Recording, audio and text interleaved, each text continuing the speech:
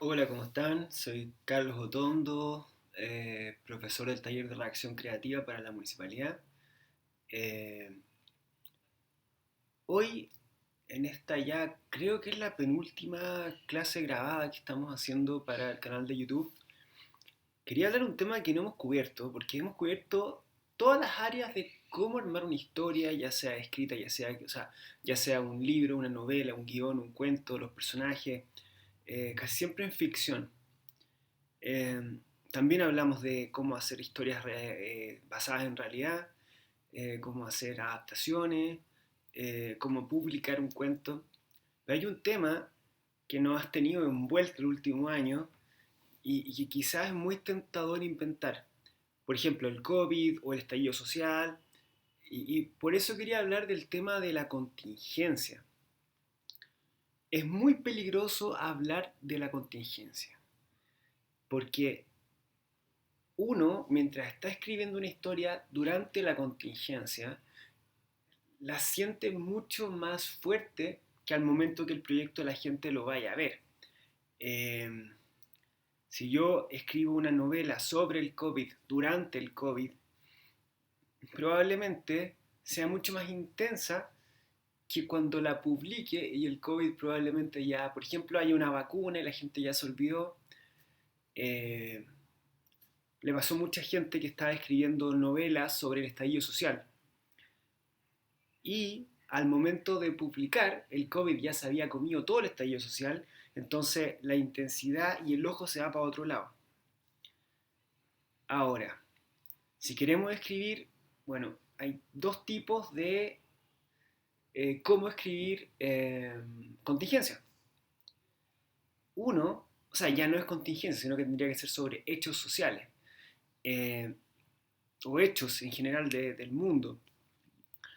Uno es escribir durante la contingencia para que lo vea la gente durante la contingencia y sentir la empatía del momento.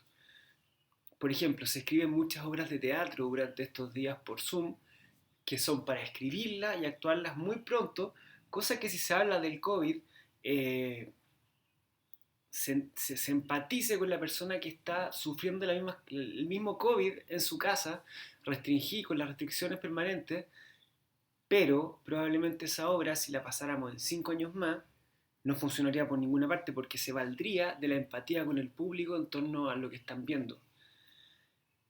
Y por eso lo otro es una cosa más documental, hablándole a la gente que ya no va a estar sufriendo sobre el COVID. Eh, y en ese caso, si yo quiero hacer algún proyecto, una película, un libro sobre el COVID, sobre lo que me causa a mí el COVID, para la gente que lo va a ver en el futuro, tengo que ser más didáctico y ser capaz de traspasar las emociones de gente hacia gente que no va a estar pasando por lo mismo, que es mucho más difícil. Insisto, el ejemplo del estallido social, había muchos documentales, muchos fondos de película, muchos proyectos de libro, pero la intensidad que ellos le estaban poniendo se desarmó cuando ocurrió otra cosa mucho más grande. Entonces, el estallido social, por ejemplo, tendría que ser transmitido de una forma en que logremos traspasar las sensaciones del momento. Ese es como el concepto. Ahora, insisto, para recapitular, hay dos formas de hacer contingencia. Una es para la gente que está viviendo la contingencia y expresar algo empático. Y segundo, es una forma de documentar el presente para traspasarlo a la gente que lo va a ver sin estar sometido a las mismas circunstancias. Hablo de contingencia porque estoy hablando de los proyectos que se escriben durante el momento en que se quiere relatar. Distinto es que yo quiera hacer una película de la Segunda Guerra Mundial, donde ya no tiene nada de contingente, sino que es de frentón documentalizar una ficción. Eh, es muy tentador escribir sobre la contingencia, es muy... Eh, y el problema es que es tan tentador que todo el mundo sale a hacerlo. Si alguien tiene una idea de un proyecto sobre el COVID, le recomiendo que lo frene, que se espere unos 5 años y que lo retome ahí, y ahí uno mismo haga el trabajo de esta historia era para ese momento o puede perdurar en el tiempo.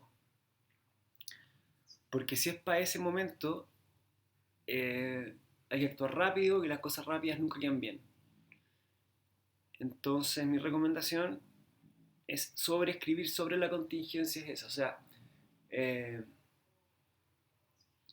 escribirlo, dejarlo reposar, ver si funciona.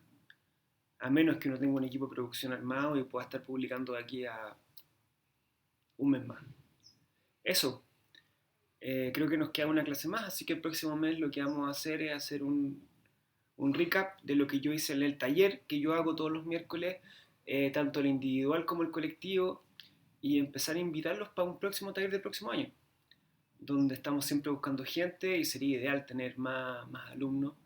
Eh, Estamos haciendo una novela en el taller colectivo y aparte cada alumno está haciendo su proyecto personal, eh, con clases a través de Zoom pero particulares, así que son todos bienvenidos. Eso, los dejo hasta acá y un gusto.